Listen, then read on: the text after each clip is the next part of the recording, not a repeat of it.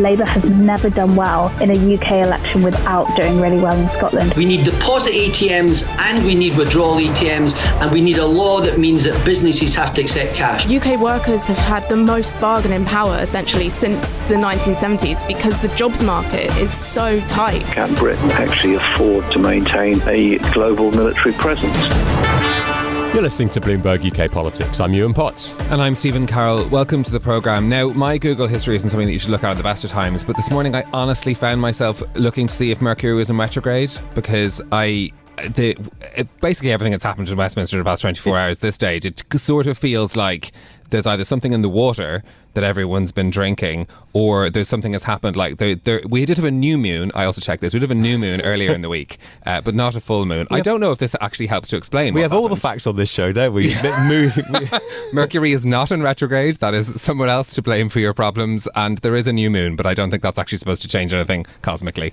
I think what's unusual is this is nuts going on in both parties, isn't it? Which doesn't tend to happen at the same time. So in the Tories, Rishi Sunak is obviously trying to resuscitate his plan to deport asylum seekers to Rwanda after that Supreme Court ruling yesterday, and his efforts not enough for a group of right-wing MPs who are submitting letters of no confidence in the PM. And Keir Starmer is facing his own troubles, isn't he, over at Labour? Yeah, that could be, in fact, the most tricky issue he's faced as leader so far. So 8 Labour frontbenchers forced to leave their roles after openly defying the party leader to back calls for a ceasefire in the Israeli-Hamas war. In total, more than 50 Labour MPs voted against their whip in Parliament yesterday.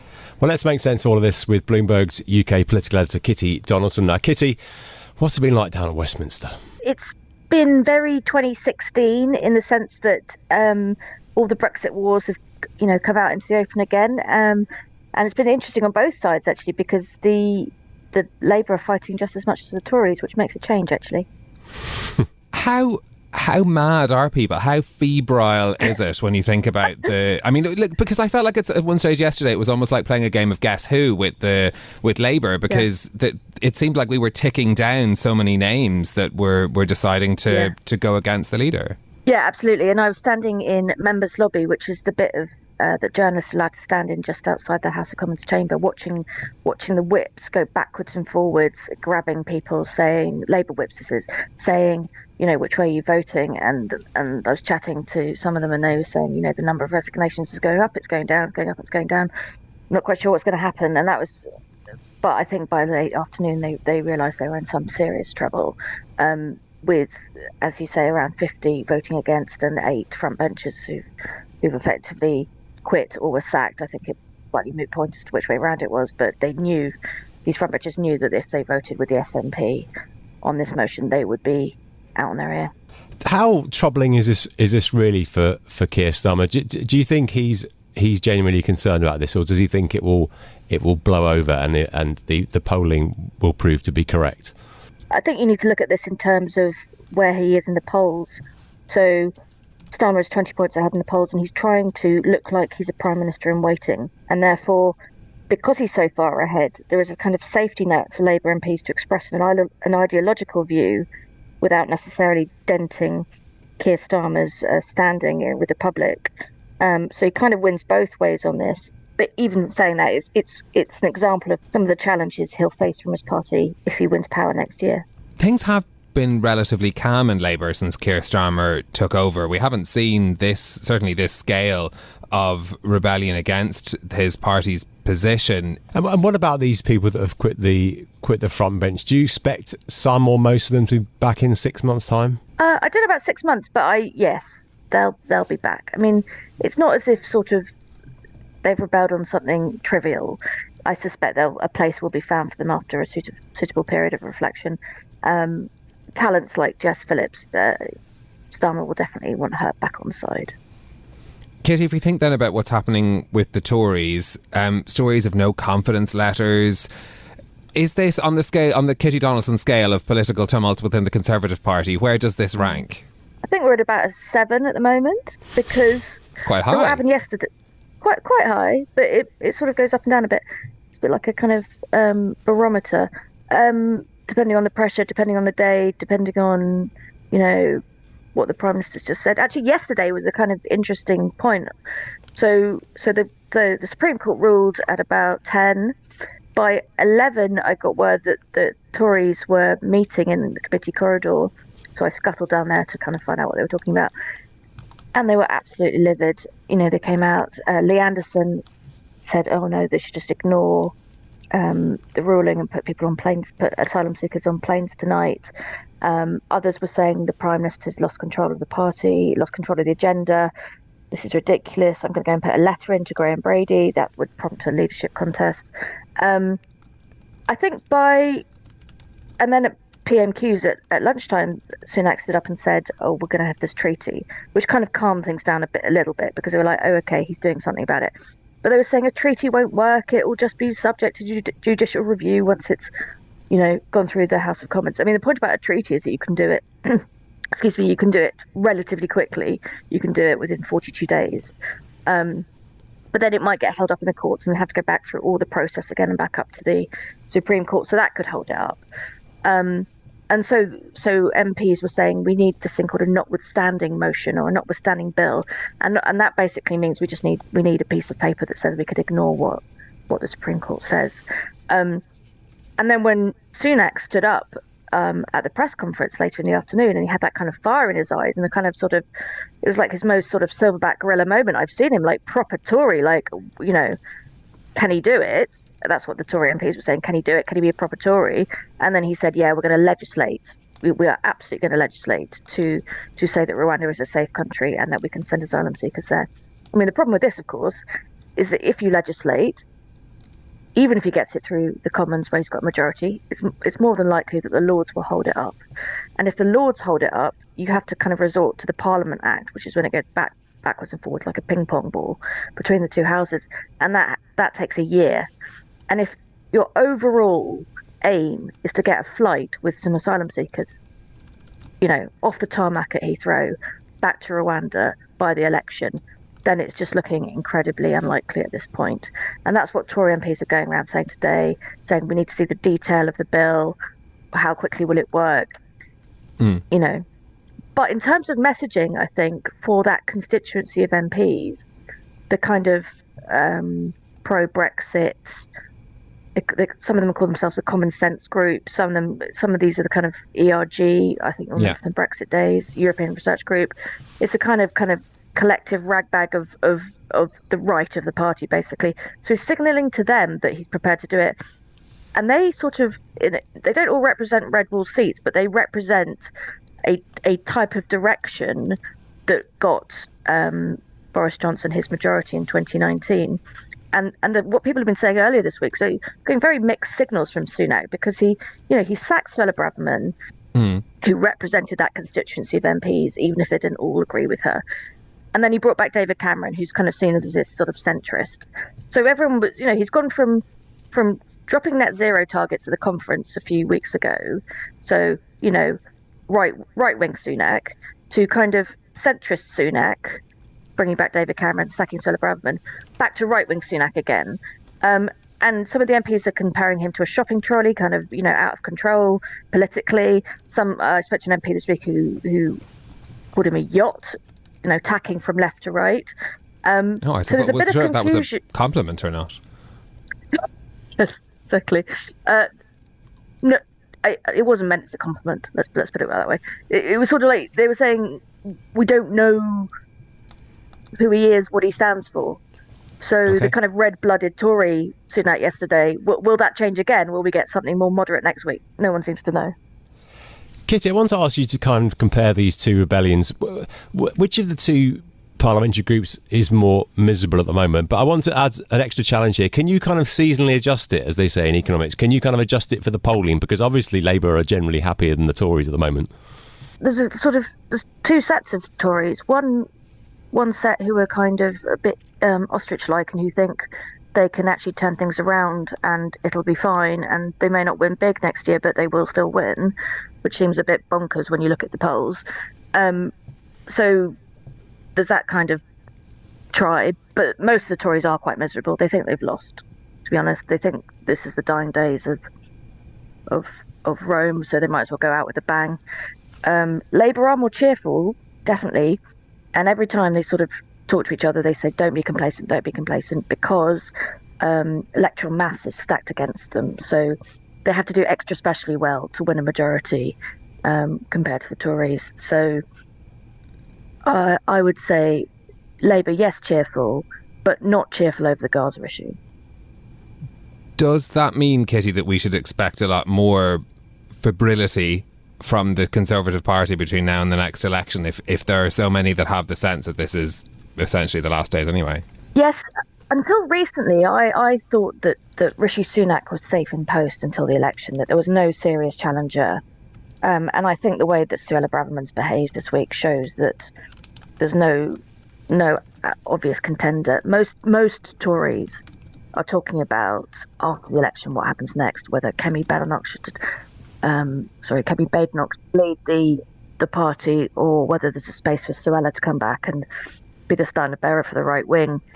No one's really talking about challenging Sunak before the election, but that doesn't mean it won't happen. I suspect the grumblings will get louder and louder rather than any actual action, because even the kind of most headbangery Tories know that to change leader now would be just disastrous electorally.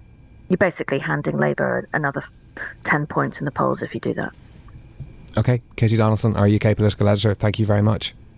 Well, let's get more analysis now with Rob Ford, Professor of Political Science at the University of Manchester. Rob, thanks for joining us on the show today. Now, these two party management problems are very different, aren't they? Yes, they are. The Conservatives basically face a major issue on their right, which is a pretty big chunk of their party and concerns a central plank of their kind of Rishi Sunak's electoral strategy or governing strategy in terms of his 5 pledges. Labour face a big argument which is primarily within their activist base, and where there's really much less evidence that the issue is resonating more broadly with their actual or potential voters.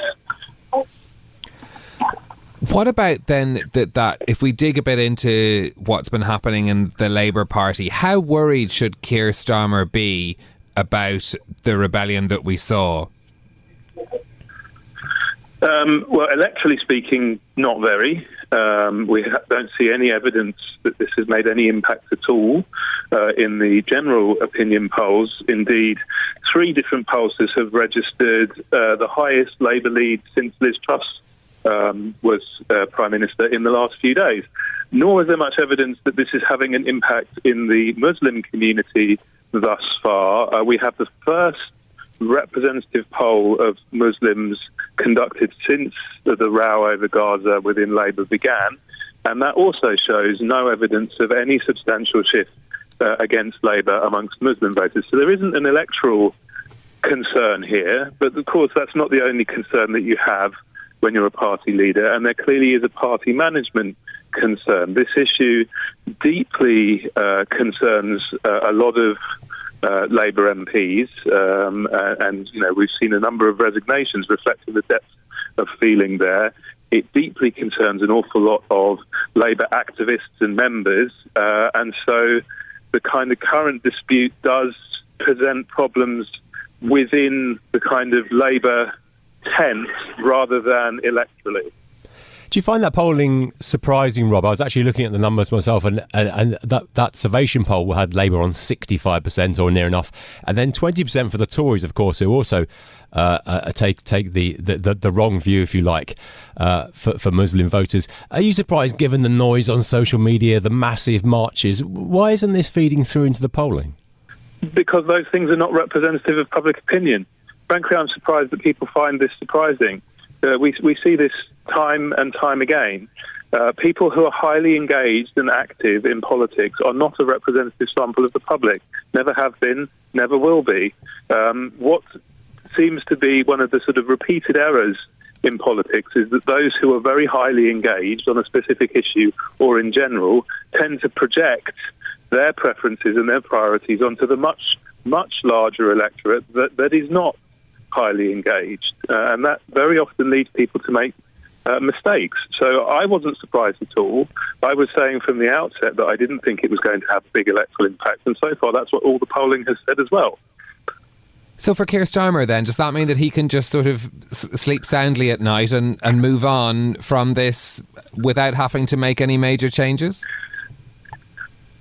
Well, I mean, there are still plenty of reasons for him to have a sleepless night. Being a party leader is no easy task. As I say, there are a lot of MPs whose unease about this current position is really not very much to do with its electoral implications and more to do with the kind of broader symbolic value commitments that they want Labour to be making, and where they feel that the current Labour position isn't strong enough. And that includes Labour MPs who've been pretty loyal to Starmer thus far. So there is a parliamentary party management issue. More broadly, there is very evidently a significant part of Labour's activist base and of the highly engaged politically more generally who are very exercised about this issue. And at the moment, Starmer has positioned himself at odds with many of those activists. That's a big party management issue too. So yeah, plenty of reasons for sleepless nights, just not any particular electoral reasons for sleepless nights, at least so far. What conclusions can we draw from who the rebels were last night in the Parliamentary Labour Party? Because there are the usual suspects, but it's a bit more complex than that, isn't it? Well, I was looking at this, and a few other people have been looking at this too, and I think there are kind of four factors which seem to predict rebellion. One is being a member of the Socialist Campaign Group, so that's the sort of largest organised group of the left in Parliament. A second is being a Muslim MP. A third is having a large Muslim constituency, a large Muslim community in your constituency. And a fourth is being old. So there's quite a few MPs who are in their 60s or 70s who may be retiring at the next election, or, you know, even if they're not, probably don't think that there's a glittering and long ministerial career ahead of them. And perhaps that's encouraging some of them to sort of vote their consciences on this issue because the consequences are less serious. So unusually for such a big rebellion, it's a set of demographic and constituency factors that seem to be driving this rather than, say, ideological or factional factors. Well, how unusual is that to see an issue like this leading to this sort of action by politicians?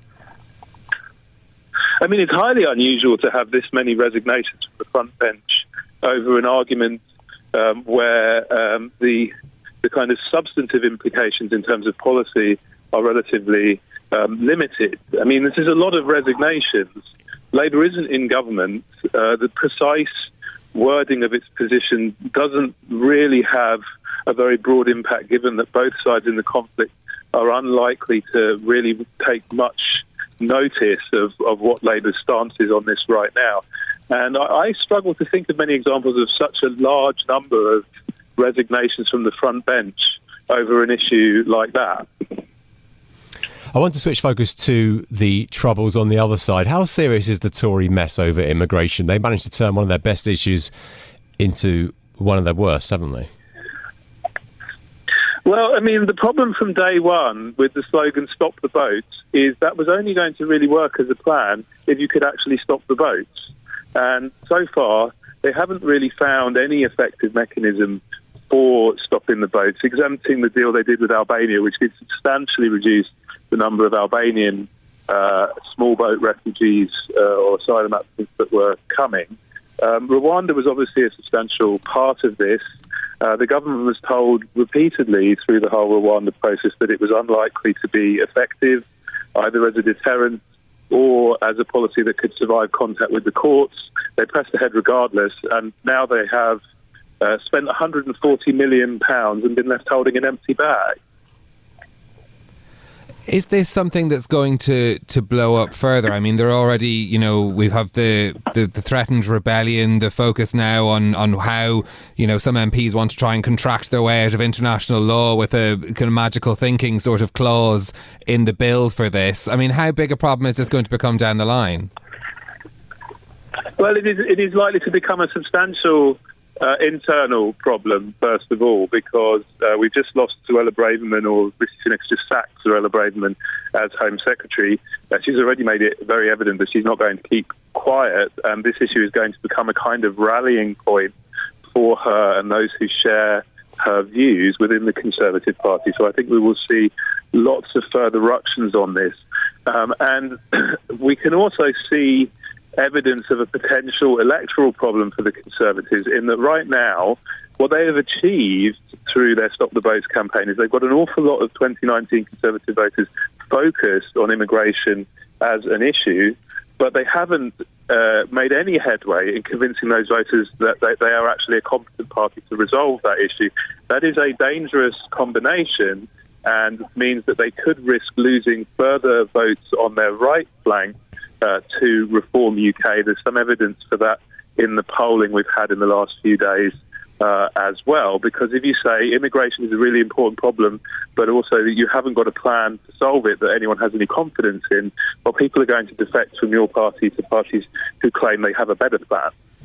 I wanted to ask you about that, actually, because Reform UK are not UKIP, are they? But are they a threat to the Tories? How organised are they on the ground? They aren't very organised on the ground, bluntly. But while they aren't UKIP, they're very clearly a successor to UKIP. There's a very strong common heritage there. I think there's one reason to be sceptical of their impact and one reason to be worried about their impact. The reason to be sceptical is that their showing in the polls has not been reflected in their showing in local or by-elections so far when they've stood. So they've never hit the kinds of polling levels that we see them getting in the published polls when people actually have to come out and vote, which suggests that their polling status might be a bit inflated. On the other hand, the Brexit Party, the Reform UK successor, did not stand candidates in any Conservative-held seat in 2019. That means every single Conservative MP in such seats knows if a Reform UK candidate popped up, that's a slice of the vote they had last time that they lose this time. And it doesn't have to be a very big slice for that to start causing a lot of them problems. OK, Rob Ford, Professor of Political Science at the University of Manchester, thanks very much for joining us. Now, between reshuffles and resignations, we've barely had time to talk about this week's big economic news. We learned yesterday that Rishi Sunak has achieved his number one priority on his list of 5 priorities, which was to halve inflation by the end of the year. But for the Bank of England, whose job it is to keep inflation in line, it is not yet mission accomplished. Well, Bank of England policymaker Megan Greene joined Bloomberg's Francine Lacroix this morning for her first TV interview since joining the committee. Let's have a listen to some of what she said.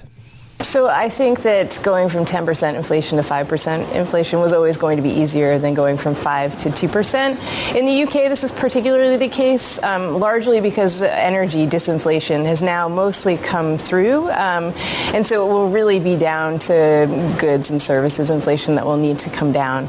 That's going to be really tough. So the dramatic drop we saw in October is not really a surprise to anyone, given the energy price cap.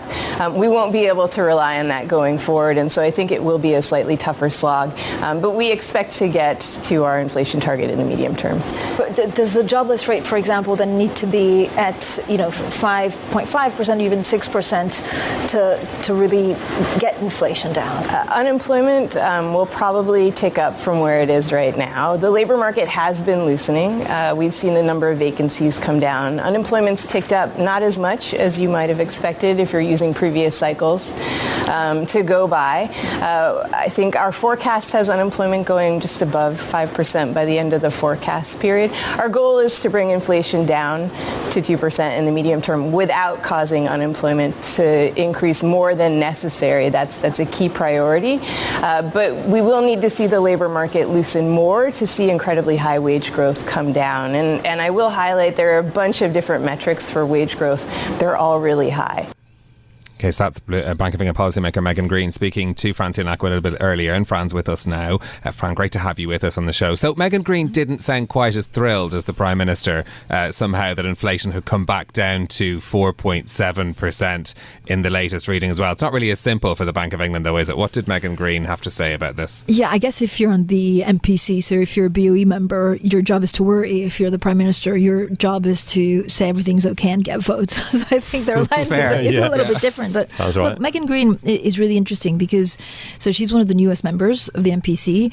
She's an economist. She was for a long time in the US, and she's voted for higher interest rates at each of the 3 MPC meetings that she's attended. And so she remains one of the BOE's hawks, meaning that she's worried that inflation is stickier, can remain higher than even, some of the government projections. So we had this pretty lengthy conversation to try and understand, first of all, how much pain she thinks the economy has to go through to make sure that inflation is down. Now, remember, if you're a household, you, of course, you want to keep your job, you want to not worry about inflation. And so it's difficult also for a central bank to get this messaging out there that things could break or unemployment has to be higher to make sure that inflation touches that 2% target. So for me, it was very telling that, she thinks, first of all, that interest rates could probably go longer for quite some time or stay there for quite some time. And she really pushed back this idea that we're going to see cuts anytime soon. I asked her, the market's pricing in cuts middle of next year, and there was silence. And she said, no, I'm not expecting any cuts anytime soon. Awkward pause. So there's just quite a lot, more pain that they may have to inflate to get inflation down.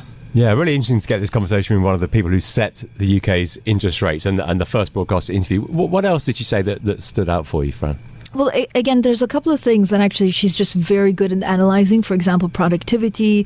For example, one of the things, that you could do without pushing the economy in a recession is making sure that financial conditions tighten. That's one way also of playing around with interest rates.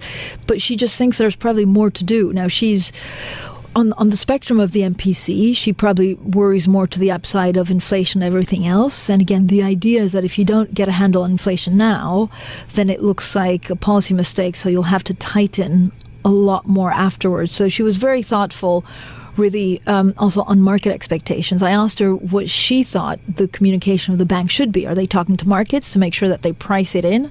Or are they talking more to households to make sure that they know how much debt they're taking on so that they can absorb the shock if there was one. The other thing that she was really interesting is that she was one of many, again, from the MPC to try and make people understand that the problem with the messaging right now is that it's not through messaging that you get inflation down. So people are still spending because the labour market is so tight. So it's a little bit of an odd situation for the UK economy right now. And part of that whole dilemma that we have about who takes the credit or the blame for interest rates and inflation. I mean, that's kind of very interesting to reflect on that idea of communication as well, because we've seen public criticism of the Bank of England putting up interest rates, and as you say, they're just trying to do their job and bring inflation down. But Megan Greene pointing out in that interview that, in fact, getting the inflation down from where it is now to under that 5% level, very politically important for Rishi Sunak, to the 2% level, which is what they want, is the tricky bit, essentially.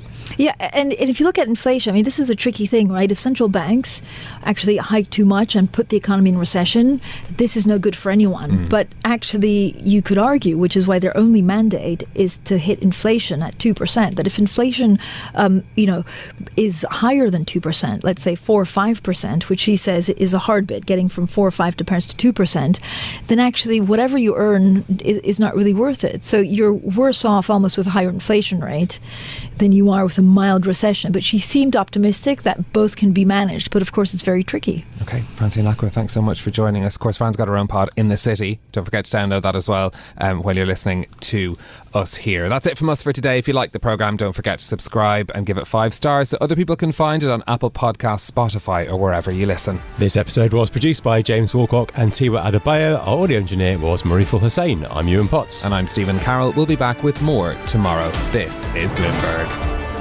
Bloomberg UK Politics. Listen weekdays at noon on DAB Digital Radio in London.